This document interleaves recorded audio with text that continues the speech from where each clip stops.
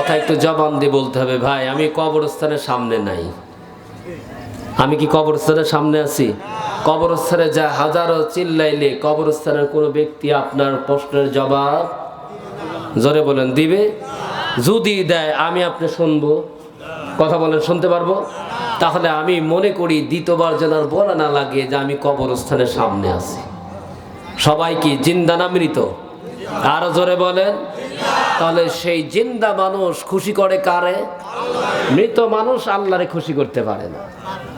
মৃত মানুষ আল্লাহরে খুশি করতে পারে না। রাস্তা ক্লোজ হয়ে গিয়েছে, কিন্তু পারে তিনটা আমল করে যেতে পারলে। সুবহানাল্লাহ, জোরে বলে। সেই তিনটা আমলের মধ্যে আজকে দুইটা আমল পূর্ণভাবে জারি আছে। দুইটা কেন, তিনটেই তো আছে এখানে। আজকের যে খাত, তিনটা বিধানই এখানে আছে। এখন বলুন, ওই তিনটা আমল করতে রাজি কে কে? হাত তুলে দেখান। তাকবীর জোরে হবে, লিল্লাহে তাকবীর। আরো জোরে বলুন, লিল্লাহে তাকবীর। আল্লাহ কবুল করে, সকলে বলুন আমিন। কয়টা জিনিস? জোরে বলেন। তিনটা জিনিস, যা কবরে শুয়ে শুয়েও কিয়ামত পর্যন্ত সওয়াব পাওয়া যাবে। যে আল্লাহ পাক আমাদেরকে আসতে দিয়েছে, বসতে দিয়েছে, শরীর সুস্থ রেখেছে, ওই মালিকের দরবারে শুকরিয়া জ্ঞাপন অর্থে আমরা একটু জবান খুলে জোরে সোরে বলি আলহামদুলিল্লাহ। আর একটু জোরে বলে আলহামদুলিল্লাহ। লক্ষ্য করে দরুদ সালাম মানবতার মুক্তির দূত সাইয়্যিদুল আখওয়ান সাইয়্যিদুল মুরসালিন জনাবে মুহাম্মদ রাসূলুল্লাহ, আমরা সকলে বলি সাল্লাল্লাহু আলাইহি ওয়াসাল্লাম। আমার ভাইরা, আমি নাম ফোটানোর জন্য বলছি না। দেখেন, একটা বাচ্চা 30টা হাদিস মুখস্থ বললো অর্থ সহ। আমি খুশি হয়ে তাকে কিছু হলে যেটা দিলাম ওটা তার জন্য উপযোগী নয়, কিন্তু ওই ছেলেকে দেখে আমার মনটা ভরে গেছে। কারণ এইটুকু বাচ্চা যদি 30টা হাদিস অর্থ সহ বলতে পারে, বলুন তো দেখি, আপনার যে সন্তানকে এখনো পাঠান নাই, তাহলে আপনার কপালে একটু বলুন তো দেখি, মনে হয় ভালো? জোরে বলেন, সৌভাগ্যবান কপাল। এখন বলুন, ছোট্ট একটা মেয়ে, ওকে আমি কিছু উপহার দিলাম। ছোট্ট মেয়ের বাবা মারা গিয়েছে, হাজার চেষ্টা করলে ওর বাবা ফিরে আসবে? যেই ছেলেটা 30টা হাদিস অর্থ সহ বলল, ওই ছেলের যদি বাবা মা কেউ যদি মৃত, কখন কে আসবে কেউ বলতে পারি না। যদি মারা যায়, ওই সন্তান অন্য কিছু পড়তে পারুক না পারুক, অগত্য 30টা হাদিস পড়ে আল্লাহর কাছে 2টা হাত তুলে দোয়া করতে পারবে। জোরে বলেন, জোরে বলেন। কারণ রাসূল বলছে, মাসুম বাচ্চা যখন মা বাবার সাথে দাঁড়িয়ে নামাজে কোনো জবান নাই, কিন্তু মা বাবার মুখের দিকে তাকায়, বিড়বিড় বিড়বিড় করে মুখ নাড়ায়, ওই ব্যক্তি নামাজ পড়লে যে সওয়াব, ওই বাচ্চা বিড়বিড় করে মুখ নাড়ালে অনুরূপ সওয়াব আল্লাহ তার আমল নামায় দেয়। এর জন্য বাচ্চাদের পাশে রেখে নামাজের নিয়ম। আমার ছোট ভাইয়ের মেয়ে আছে, অধিকাংশ সময় আমি বলি, আম্মু আল্লাহু আকবার দেবো, যাও আল্লাহু আকবার দেবো, আসো। ও যখন এই কথা বলবো দৌড়ে আসবে, জায়নামাজের কাঁথা যেখানে রাখা আছে ওখান থেকে নিজে পারার চেষ্টা করবে। যখন পেরে দিব, আস্তে করে ওই যে সিজদায় গেল, যখন নামাজ কমপ্লিট, উঠে আমার গলা ধরে জড়ায় ধরে হাসি দিবে।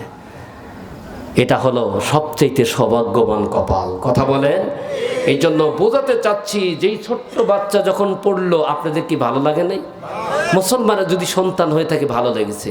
আর যদি মুনাফিক হয়ে থাকেন, তাহলে চিন্তা করলে, শালা রে, আমার ছেলে পারে না, ও পারে কে? এত হিংসা ভিতরে।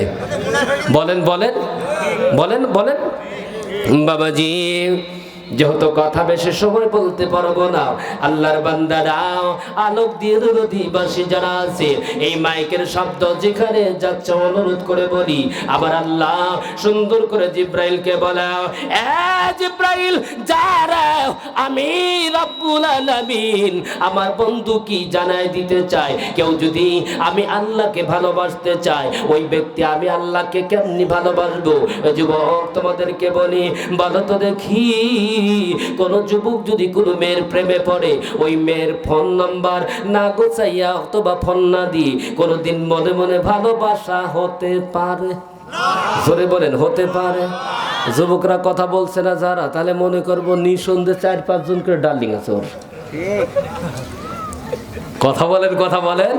দেখবেন আমি কিন্তু বাস্তবতার সাথে মিল করে বলছি। খেয়াল করবেন, কোন যুবক যখন যুবতীর সঙ্গে সম্পর্ক যখন জড়ায় না, কিন্তু ওই মালিক কি যদি বলুন তো দেখি, যেহেতু আল্লাহর দেখা যায় না, কারণ নবী মুসা বারবার বলেছে রব্বি আরেনি, আল্লাহ ডাক দি বলে মুসালান তারানি, সুবহানাল্লাহ জোরে বলেন। আবার আল্লাহ ডাক দি মুসা রে আমার যদি 1000 বার বলো আমি আল্লাহকে দেখা যায় না, দেখার মতো যদি আমি আল্লাহ দুনিয়ার কাউকে দেই নাই, কারণ আমি আল্লাহ ৭০,০০০ নূরের পর্দা উঠাইয়া আমি জান্নাতীদেরকে দিদার দান করব। চিল্লা জোরে বলুন না আল্লাহু আকবার। আরে আলোক দিয়ার অধিবাসী ওই মালিক সুন্দর করে ডাক দিয়ে বলাও, নবীজি কেউ যদি আমি আল্লাহকে ভালোবাসতে চায়, ও বন্ধু তুমি তাদেরকে বলে দেয় ফাত্তাবিউনি, আমি রাসূলের ইত্তেবা করো। চিল্লা বলো আল্লাহু আকবার। এখন বলো রাসূলের ইত্তেবা করলে বিড়ি মুনা 5 প্যাকেট খাওয়া যায়? কথা কয় নাকি? জর্দা 2 প্যাকেট? কথা কয় নাকি? হ্যাঁ জর্দা দেখছেন কি কয়? জর্দা যেটা দিয়ে বানায় বিড়ির তামাক একই জিনিস। ওই সেই সিলেটের ভাষা কয় শুকনো গু খাইতাম না ভিজা গু খাইতাম, মানে একটা শুকনা আর একটা হলো ভিজা। খবরদার এর থেকে বেরিয়ে আসেন। আমি হারামের কথা এখন ফতোয়া আপনাকে দিচ্ছি না, খালি আপনাকে সুযোগ দিলাম। কোনো মেডিকেল সায়েন্স নিয়ে যারা পরে ডাক্তারের কাছে পরামর্শ নেবেন, ডাক্তার সাহেব বলুন তো দেখি জর্দা খাইলে ক্ষতি না উপকার? যদি আপনি বিন্দু মাত্র যদি উপকার উনি যদি বলে দেয়, আমি আপনাকে বলবো জর্দা খাওয়া যাবে। আর যদি বলে অপকার, বলেন বলেন, যদি বলে অপকার ক্ষতি যদি বলে, ইসলাম সেটাকেই হারাম করে দিয়েছে।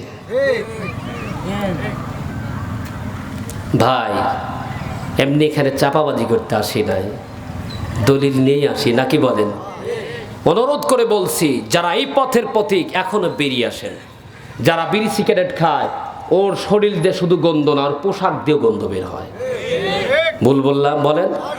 অনেক সময় দেখবেন কোনো বিড়িখোর যদি কোনো লোক যে বিড়ি খায় না, ওর সামনে যদি কথা বলতে যায়, ওর নাকের মধ্যে থেকে যে শ্বাস প্রশ্বাসটা বের হয়, এই গন্ধতে আর একজন বমি করে ফেলা দেয়। তাহলে এত দুর্গন্ধ,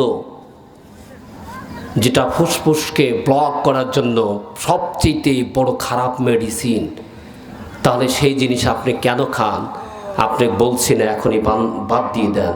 আপনাকে একটা কৌশল শিখে দেই, যারা 1 প্যাকেট লাগে একদিন পরে হাফ প্যাকেট খান, তারপরে 2 দিন 5 দিন খাইতে খাইতে তারপরে কিছু কমায় দেন, তারপরে আরো কয়েকদিন যাইতে যাইতে তারপরে কিছু কমায় দেন, কমাতে কমাতে এক সময় দেখবেন বিড়ির নিশা আল্লাহ উঠায় দিছে। কৌশল করেন, কিন্তু আমাদের সমাজে সেই কৌশলই নাই। বিড়িখোরকে দেখলি পর ওর মাথা ঠিক থাকে না, কয় দেশ না, কয় বিড়ি ফুরায় গেছে, কয় তোর মুখেরটা দে তাও খায়। ও লালা ভরে থাকে বিড়ির মাথায়, তারপরে সে বিড়ি চাটে, একবারের জন্য ইতস্ত বোধ করে না।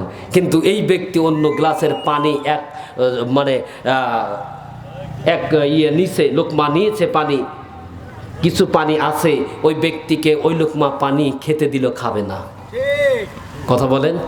অথচ মুমিনের সুর কিন্তু হারাম না, হালাল জায়েজ।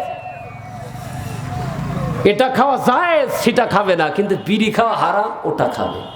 আবার এক শ্রেণীর লোক ফতোয়াবাজি করে কয় হুজুর কোনে বিড়ি খাওয়া হারাম আপনি দেখান তো। বলেন আছে না নাই?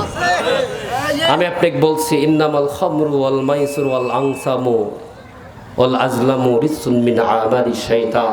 এই কোরআনের আয়াতের ব্যাখ্যা পড়েন, যদি আপনি হারাম এমনি নিজে নিজেই প্রমাণ করতে পারবেন। সুবহানাল্লাহ জোরে বলেন। বাবাজি ভালোবাসবো কারে? জোরে বলেন কারে? এটা ভাই জবান খুলে বলেন ভাই কারে? আল্লাহর। যদি ভালো কথা, আমার কথা যদি ভালো না লাগে তাহলে কথা বলেন না, আর যদি ভালো লেগে থাকে, সর্ববেশি কিছু না, আপনাদের কাছ থেকে 10টা মিনিট আমি চেয়ে নিব, আমি ভিন্ন একটা কণ্ঠে ওয়াজ শোনাবো ইনশাল্লাহ। কে কে রাজি? লিল্লাহি তাকবীর। হাত নামান। এক ভাই এখানে আছে, ওই যে আমি ভিডিও কনভার্ট করার সময় একজন বলতেছে কি কয় দেখবো না আজকে, কই সেই ভাইটা কই হাত তোলে, কই আছে নাকি, সে নাকি ঘরে বসে আছে? আছে? আচ্ছা, ওই ভাই আমাকে বলছে হুজুর এটা কি আসলে আপনার কণ্ঠ? এটা আপনাদেরকে 10টা মিনিট শোনাবো, কিন্তু কথা হলো আমি যখন কালেকশনে হাত দিব বেশি না 10টা মিনিট, তার ভিতরে যা যেমনি আছে সব দিয়ে যাবে। রাজি আছেন তো ইনশাল্লাহ? কারণ এই মসজিদ, এই নোরানি মাদ্রাসা আপনার জন্য পরকালে জান্নাতের জারি হবে, নাজাতের জারি হবে। আপনি চিন্তাও করতে পারবো না কেমনি করে আল্লাহ জান্নাত দিল। সুবহানাল্লাহ জোরে বলেন না কেন?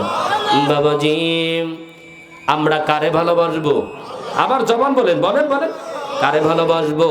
আল্লাহরে ভালোবাসবো। এই জন্য আল্লাহ বললেন আমাকে দেখা যায় না, আমাকে সামনে কোনো বান্দা দেখতে পারবে না। এই সময় আমার আল্লাহ নবীকে ডাক দিয়ে বললেন, নবীজি গো, আমি আল্লাহ কথা দিলাম ও ব্যক্তি যেন ফাত্তাবিউনি, রাসূল তোমার ইত্তেবা করে, অনুসরণ করে। চিল্লা বলুন আল্লাহু আকবার। আবার আল্লাহ ডাক মারে, নবীজি কেউ যদি তুমি নবীকেও অনুসরণ করবে না, আমি আল্লাহ ঘোষণা করে দিলাম ওই ব্যক্তিকে আমি আল্লাহ